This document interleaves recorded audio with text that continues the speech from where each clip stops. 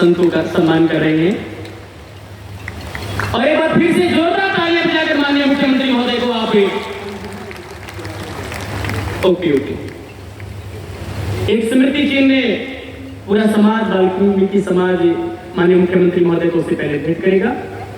दीपक जी वहां पर मौजूद हो गया, शुक्रिया। माननीय मुख्यमंत्री महोदय से आग्रह है कि वो अपने आशीर्वाद दें, अपने विचार प्रकट करें।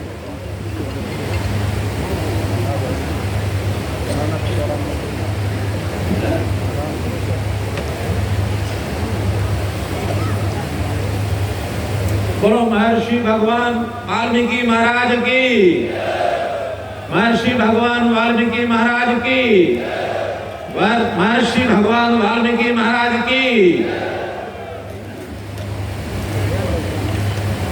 आज के इस पवित्र पावन अवसर पर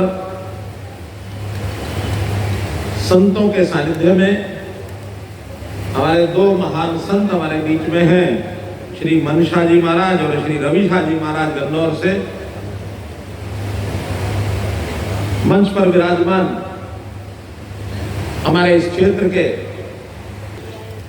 विशेष दिन, यानी जो हमारी एक परंपरा चल रही है हरियाणा की,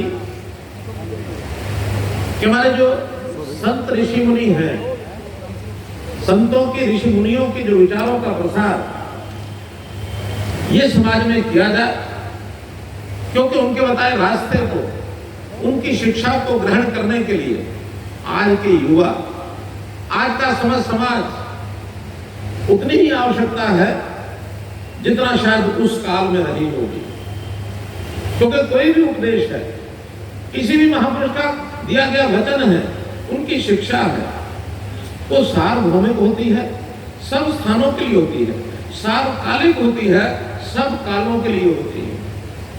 महर्षि वाल्मीकि जी को तो त्रिकालदर्शी कहा गया है, अर्थात द्वापर में क्या होगा, सतयुग में क्या हुआ होगा, त्रेता में क्या होगा, तो त्रिकालदर्शी, तीन काल की दर्शन करने वाले महर्षि वाल्मीकि, जिनको हमने भगवान का दर्जा दिया है, आज इस अवसर पर हम तो याद कर रहे हैं, उनके प्रति अपनी श्रद्धांजलि व्यक्त कर रहे हैं, उनके प्रति श्रद्धा के भाव से जो उन्होंने हमको सिखाया उसका विचार कर रहे हैं, प्रचार कर रहे हैं। मैं इस अवसर पर समस्त समाज के लोगों को बहुत बहुत बधाई और बहुत बहुत शुभकामना देता हूं। मित्रों, ये महापुरुष कोई जाति पाति के नहीं होते हैं। अब यह अलग बात है कि कुछ समाज के लोगों ने संतों का भी दायरा को सीमित कर दिया है। ये संती समाज का है, ये संती समाज का है, ये उचित नहीं है। कालांतर से चीजें चली आ रही हैं, हमको अपने समय में इन चीजों को ठीक करना होगा। इसलिए सब संतों का उपदेश ये हमारे लिए उतना ही महत्वपूर्ण है जितना जिनको हम मानते हैं उनका महत्वपूर्ण है। चाहे वो महर्षि वाल्मीकि हो, चाहे गुरु रविदास हो, चाहे संत कबीर हो, चाहे गुरु नानक देव हो, चाहे गुरु गोविंद सिंह जी हो, चाहे बंदावी बैरागी हो, कोई संत हो, यानी हम जब उनकी शिक्षा को पाते हैं तो लगता है कि किसी एक के लिए नहीं है। कबीरा खड़ा बाजार में सबकी मांगे खैर, अब किसी एक समाज के वर्ग की खैर मांगी ऐसा नहीं है, सबकी मांगे खैर। ना काहू से दोस्ती, ना काहू से बैर, किससे दोस्ती नहीं है, किससे बैर नहीं है, सबको समान रूप से देखना और सबके लिए ज्ञान की गंगा इसका प्रभाव करना। हम भारतवर्ष के संतान हैं और भारतवर्ष का हमारा एक संस्कार है, एक संस्कृति, एक धर्म है, एक हमारा नारा, भारत माँ की संतति, हम भारत देश हमारा। यदि भारत देश है, हमारी एक संस्कृति है, हमारा पहनावा अलग अलग हो सकता है खान पान अलग अलग हो सकता है, भाषा बोली अलग अलग हो सकती है, लेकिन भारतवर्ष प्राचीन अतीत से जब से हम अध्ययन करते हैं तब से हमारी संस्कृति एक है। इस संस्कृति के माध्यम से हमने कभी इतना ऊंचा स्थान पाया कि दुनिया ने हमको विश्व गुरु माना। कि भारत विश्व का गुरु है, दुनिया को रास्ता दिखाने वाला है। दुनिया के लोग संघर्ष, आपस में लड़ाई घड़ाई, बुराइयों का उनके यहाँ प्रचलन, एक समय ऐसा हुआ कि वो भारतवर्ष की तरफ देखते थे। भारत के संत महापुरुष ऋषि मुनि 7 समुद्र पार उन देशों में भी जाकर के और उनको शांति का पाठ पढ़ाते थे। ये अलग बात है कि एक समय ऐसा आया कि हमारा समाज भी कहीं ना कहीं सो गया। सोने के बाद हमारे ऊपर ही विदेशी आक्रमण करने शुरू कर दिए, हमको गुलाम बना दिया। 1000 से ऊपर साल हम गुलाम रहे, लेकिन उस गुलामी के काल में भी बहुत से ऐसे वीर पुरुष, समाज के ऐसे अग्रणी लोग जिन्होंने अपने अतीत को, उज्जवल अतीत को प्राप्त करने के लिए, इस देश को आजाद कराने के लिए अपनी जी जान को आहुति डाल दी, शहीद हो गए, बलिदान हो गए, जिसके कारण से हम फिर से आजाद हुए हैं। लेकिन आजाद होने के बाद भी हमें आज उच्च शिक्षा की जरूरत है, उन संस्कारों की जरूरत है, उन उपदेशों की जरूरत है जो ऋषि मुनियों ने हजारों साल पहले तुमको दिए थे। चाहे वो रामायण के माध्यम से महर्षि वाल्मीकि जी ने रामायण को सजाया, भगवान राम में कैसे कैसे गुण थे उन्होंने हमको बताया। एक आदर्श भाई, एक आदर्श पिता, एक आदर्श पुत्र, एक आदर्श पति, एक आदर्श राजा, ये कैसा होता है, उन्होंने भगवान राम के जीवन चरित्र को हमारे सामने रखा और हम उनको लेकर के चले। तो इस प्रकार का चित्रण उन्होंने भगवान राम का किया। अगर वो चित्रण कर सकते हैं तो इसका मतलब अच्छाई बुराई को पहचान सकते हैं। अच्छाई क्या है, बुराई क्या है। अभी हमने 2 दिन पहले ही रावण के पुतले फूके हैं।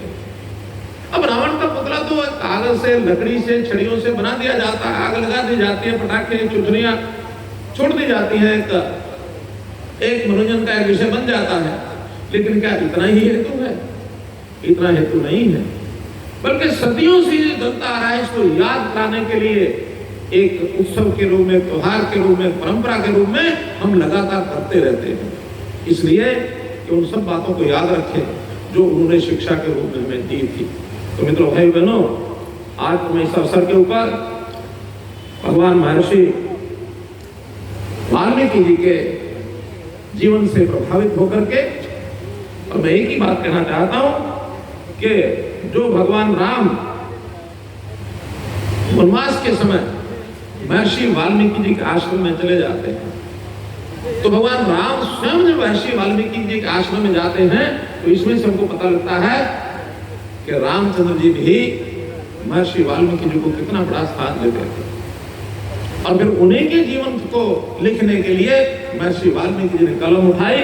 वो जो भगवान है, उन भगवान के जीवनी पर हम बोले, कुछ भी बोले, लेकिन वास्तविकता तो ये है कि शब्द ऐसे नहीं है कि उनके पूरे चित्रण को आपके सामने रखा जा सके। आज किसी के पास ऐसे शब्द नहीं है, उन सब चीजों से ऊपर हैं। वो एक अलौकिक शक्ति है। उनके स्मरण करते रहने से, उनके रास्ते पर चलते रहने से हमारा जीवन शुद्ध होगा और हम जो है अपने जीवन की खुशी, सुखी और खुशी, ये दोनों अपने साथ ला करके आगे बढ़ सकते हैं।